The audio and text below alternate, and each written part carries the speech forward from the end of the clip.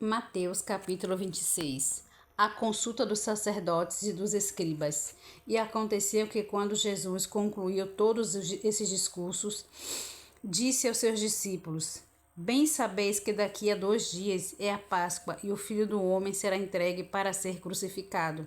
Depois os príncipes dos sacerdotes e os escribas, os anciões do povo, reuniram-se na sala do sumo sacerdote, o qual se chamava Caifás, e consultaram-se mutuamente para prender Jesus com dolo e o matarem. Mas diziam: não durante a festa, para que não haja alvoroço entre o povo.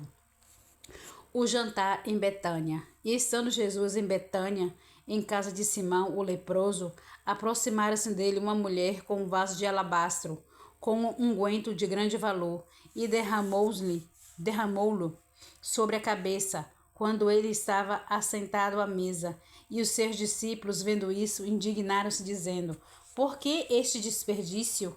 Pois este unguento poderia vender-se com grande preço e dar-se o dinheiro aos pobres. Jesus, porém, conhecendo isso, disse-lhes: Por que afligis esta mulher? Pois praticou uma boa ação para comigo. Porquanto sempre tende convosco os pobres, mas a mim não me haveis de ter sempre. Ora, derramando ela este unguento sobre o meu corpo, fê-lo preparando-me para o meu sepultamento.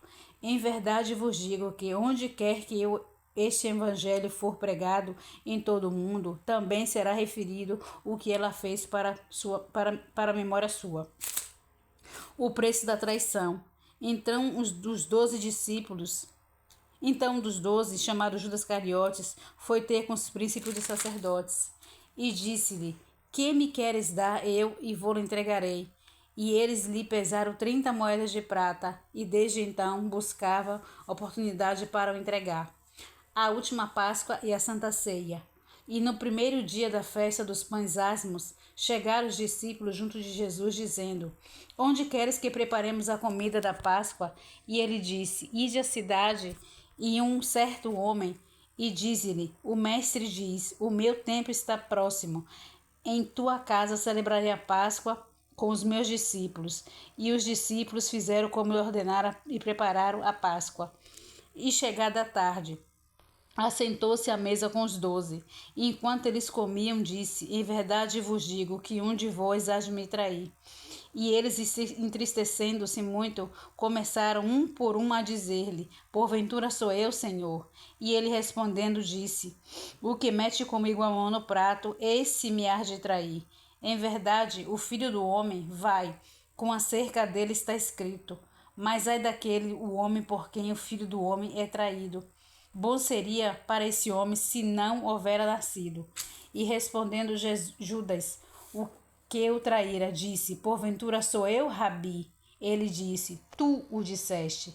Enquanto comiam, Jesus tomou o pão e abençoou e partiu, e o deu aos discípulos e disse: Tomai, comei, isto é o meu corpo.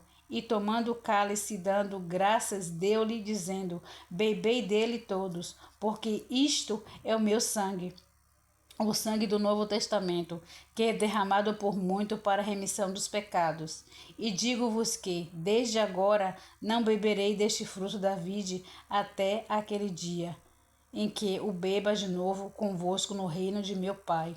E tendo cantado um hino, saíram para o Monte das Oliveiras. Pedro é avisado. Então Jesus lhes disse: Todos vós esta noite vos escandalizarei em mim, porque está escrito: Ferirei o pastor, e as ovelhas do rebanho se dispersarão. Mas depois de eu ressuscitar, irei adiante de vós para a Galiléia. Mas Pedro, respondendo, disse-lhes: Ainda que todos se escandalizem em ti, eu nunca me escandalizarei. Disse-lhe Jesus: Em verdade te digo, nesta mesma noite, antes que o galo cante, 3 vezes me negarás. Disse-lhe Pedro: Ainda que me seja necessário morrer contigo, não te negarei. E todos os discípulos disseram o mesmo. Jesus no Getsêmani. Então chegou Jesus com eles a um lugar chamado Getsêmani e disse a seus discípulos: Assentai-vos aqui enquanto vou além orar. E levando consigo Pedro e os 2 filhos de Zebedeu, começou a entristecer-se e a angustiar-se muito. Então lhes disse: A minha alma está cheia de tristeza até a morte. Ficai aqui e vigiai comigo. E indo um pouco adiante, prostrou-se sobre o seu rosto, orando e dizendo: Meu Pai, se é possível, passa de mim esse cálice. Todavia não seja como eu quero, mas como tu queres. E voltando para os seus discípulos, achou-os adormecidos, e disse a Pedro: Então, nem uma hora pudeste vigiar comigo? Vigiai e orai, para que não entreis em tentação. Na verdade, o espírito está pronto, mas a carne é fraca. E indo segunda vez, orou, dizendo: Meu Pai, se este cálice não pode passar de mim sem eu beber, faça a sua vontade. E voltando, achou-os outra vez adormecidos, porque os seus olhos estavam carregados. E deixando-os de novo, foi orar pela terceira vez, dizendo as mesmas palavras. Então chegou junto dos seus discípulos e disse-lhes: Dorme agora e reposai. Eis que é chegada a hora e o Filho do Homem será entregue nas mãos dos pecadores.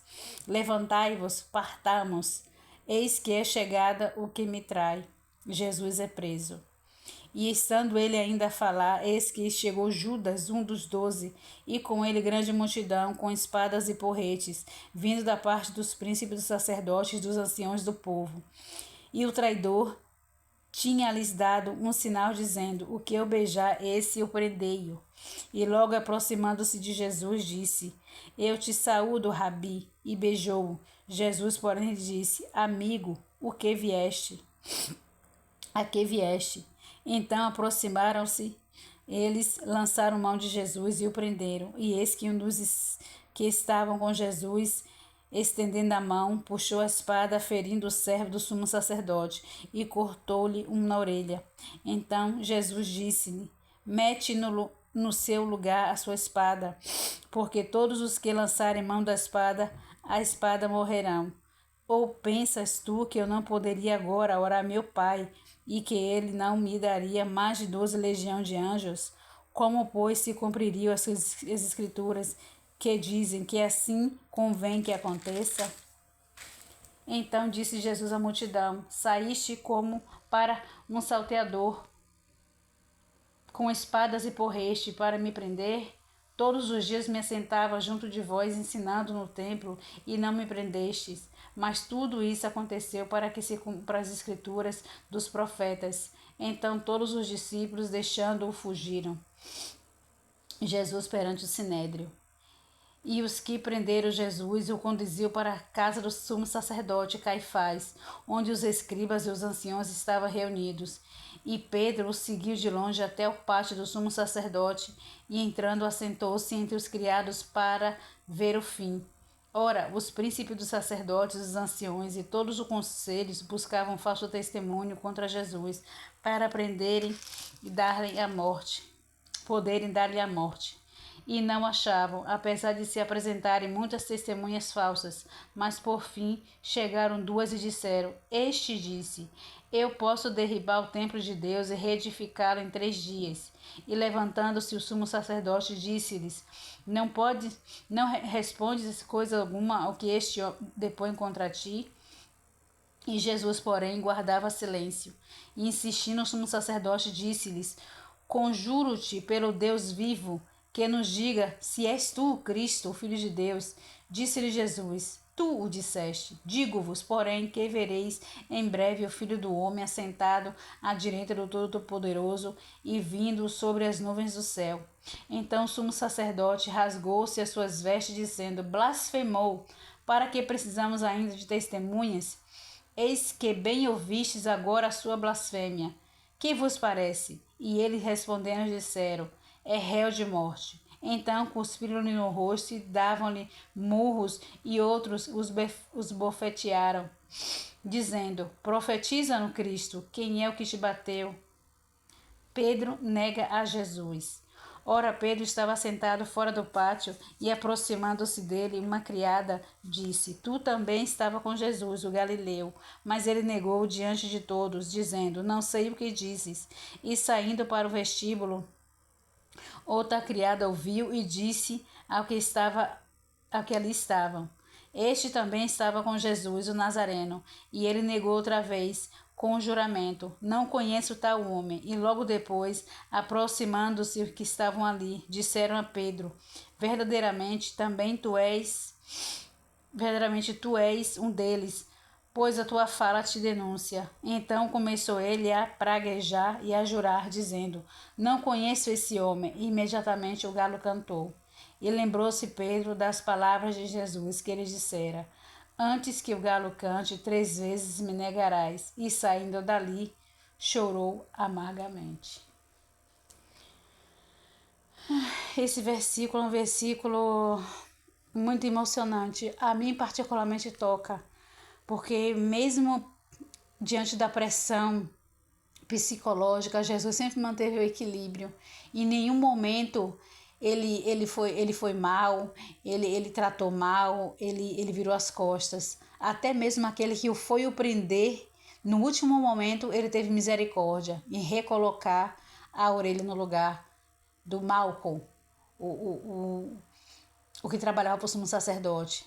É uma extrema compaixão que não existe, como esse homem nunca existirá, porque ele é o Deus único, o Salvador.